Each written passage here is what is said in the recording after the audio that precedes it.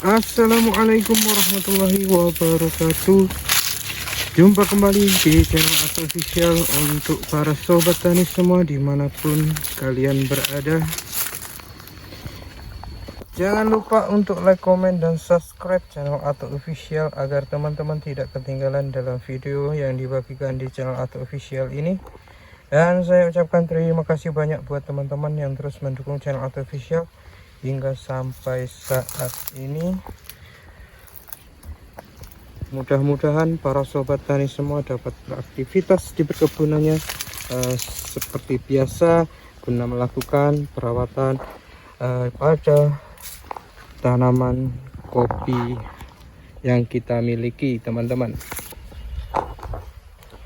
Selamat pagi dan selamat beraktivitas. Untuk pagi ini kita seperti biasa aktivitas di perkebunan kopi yang tentunya untuk melihat sejauh mana perkembangan tanaman kopi yang ada di perkebunan ini, apakah sesuai dengan yang kita harapkan atau masih kurang, teman-teman.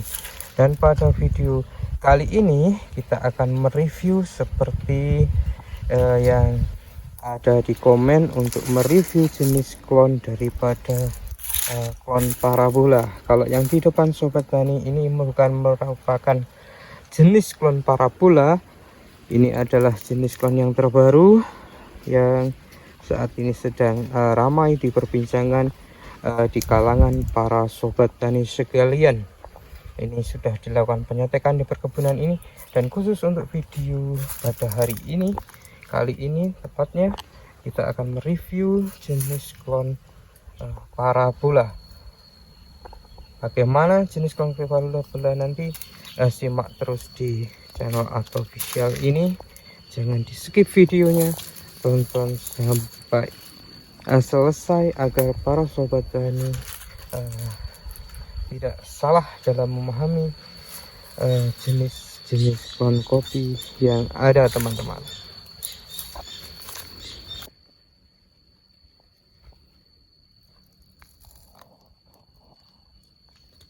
Oke, kita lanjutkan ke jenis klon parabola.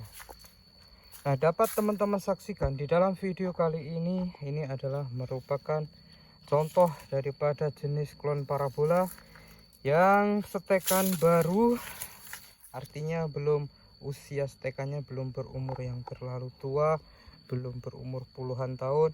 Ini masih kisaran 1 sampai 2 tahun, teman-teman.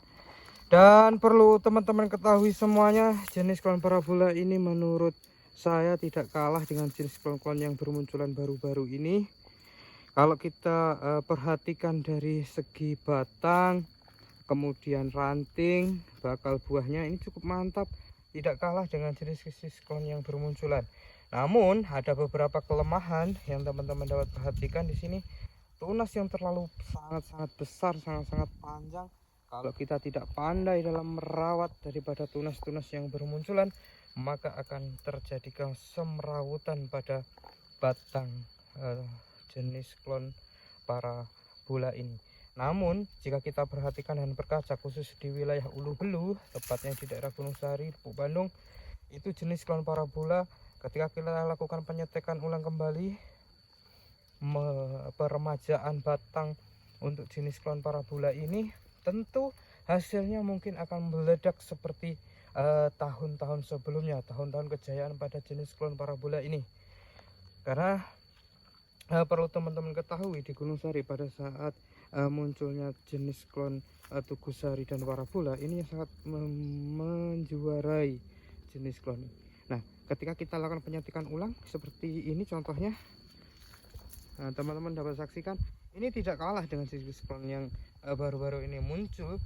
Dan khusus untuk parabola ini, ketika kita perbandingan dari biji, ini bijinya sangat-sangat baik, sangat-sangat bagus sekali. Dan kemudian ketika kita berbicara dengan rasa, untuk jenis klon parabola ini tentu memiliki rasa-rasa yang sangat spesial kalau kita buat sebuah kopi bubuk. Jadi sangat masih cukup baik ketika kita melakukan penyetekan ulang pada jenis klon parabola ini. Dan ketika kita melihat batang yang sangat luar biasa besar ini, bayangkan buahnya, karena pengalaman mengatakan ketika jenis klon daripada parabola ini pada masa jayanya itu bisa menghasilkan kira-kira 2 ginjar sampai 3 ginjar per batangnya. Ketika batang itu sehat, perawatannya baik, pupuknya cukup, maka hasilnya seperti itu. Maka sangat luar biasa buat teman-teman untuk yang ingin mengembangkan ulang jenis klon parabola ini, sangat baik teman-teman. Nggak perlu kita ikuti tren yang malah belum tentu cocok pada wilayah atau kondisi tertentu. Lebih baik kita remajakan ulang jenis klon yang ada yang sudah terbukti unggul di daerah kita, karena itu akan jauh lebih efektif, lebih efisien. Kita tidak mengikuti tren, tetapi melihat kondisi tanah, iklim, serta kecocokan jenis daripada stekan tersebut. Dan untuk jenis klon parabola ini cocok di wilayah Ulu Belu ini. Nah, buat teman-teman yang ingin kembali kepada jenis klon parabola ini, ya silahkan saja kita compare, kita bandingkan dengan stekan yang baru, kita stek remajakan ulang. Nanti teman-teman dapat menyaksikan bagaimana pertumbuhan daripada jenis klon parabola ini. Ini juga kebetulan jenis klon parabola teman-teman, sangat luar biasa kalau kita melihat ranting-rantingnya yang cukup besar. Sudah barang tentu ketika asupan makanan yang diberikan itu baik,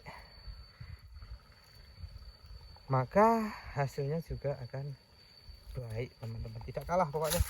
Nah, jadi itu sedikit review jenis klon parabola ini, tapi memang membutuhkan space yang sangat lebar untuk jenis rantingnya.